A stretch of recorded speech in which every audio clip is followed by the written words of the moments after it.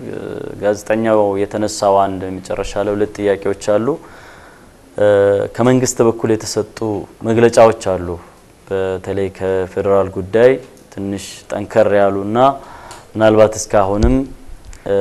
የፖለቲካ ጥያቄ ይዞ የተነሱ አካላት ላይ እንኳን ያልተሰጡ ጠንከር ያሉ ነገሮች አሉ እዛ ላይ ኮሚቴው ያለውን አቋም በተለያየ መድረክ ላይ ለመግለጽ ሞክረዋል በተለይ እዛ ላይ ሶስት ዋና ወንጀላዎች ናቸው ያሉበትና አንደኛ ይህ ኮሚቴ ሌላ የፖለቲካ አጀንዳ እንዳለው ተደርጎ ለዚያም እንዲሁ ለማሳመን ተብሎ ከተለያዩ ተቃዋሚ ድርጅቶች ጋር ያበሩ መሆናቸውን አልፎም ከውጭ ኃይሎች ጋርም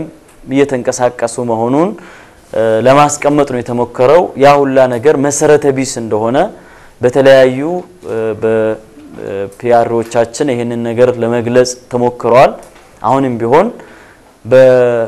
ያ ህዝበ ሙስሊሙ ህገ መንግስታዊ ጥያቄን በማንሳቱ በማስፈራራት ያን ጥያቄ ማስቆም እንደማይቻል የኮሚቴ አሁንም በተደጋጋሚ ሊገልጽ ይወዳል ምክንያቱም ወንጀላው መሰረተ ቢስ ስለሆነ መረጃ ያለው ሰው ወይም ያ አካል ከውጭ ኃይል ጋር ይህ ኮሚቴ ግንኙነት የሚያስፈልገው ጉዳይ የለውም ከፖለቲካ ድርጅት ጋርም እንዲቆራኝና እንዲያብር ወይም እንድመጋገብ ምንም የሚያስፈልገው ነገር የለውም የሃይማኖት ጥያቄ ነው የራሱ የውስጥ ጥያቄ ነው ማንንም ሰው ደግሞ እንደ ጋዜጠኛ እንደ ሚዲያ የተለያየ አካል ሚዲያ ያለው ተቃዋሚ ድርጅቶች ሚዲያ ያሏቸው ህዝበ ሙስሊሙ የሚሰራቸው ነገሮችን በራሳቸው መጥቶ ተከታትሎ መዘገባቸው ኮሚቴው ወይም ህዝቡ ከተቃዋሚ ድርጅት ጋር አበረ የሚያስብል ነገር አይደለም ምክንያቱም ሀገሪቷ ውስጥ ነፃ ፕሬስ የሚባል ህግ አለ ማንንም ኢንፎርሜሽን የማግኘትና ያገኘውን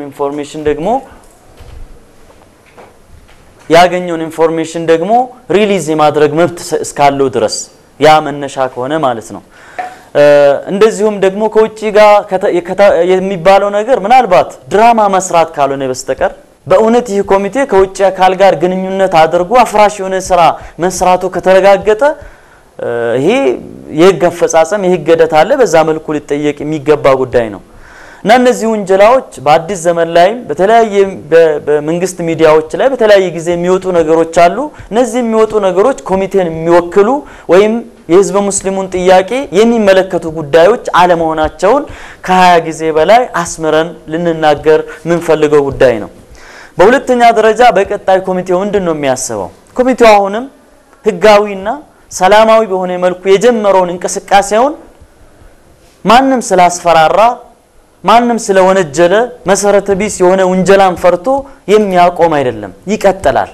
ሰላማዊነቱን እስከ ተጠበቀ ድረስ ህገ መንግስትን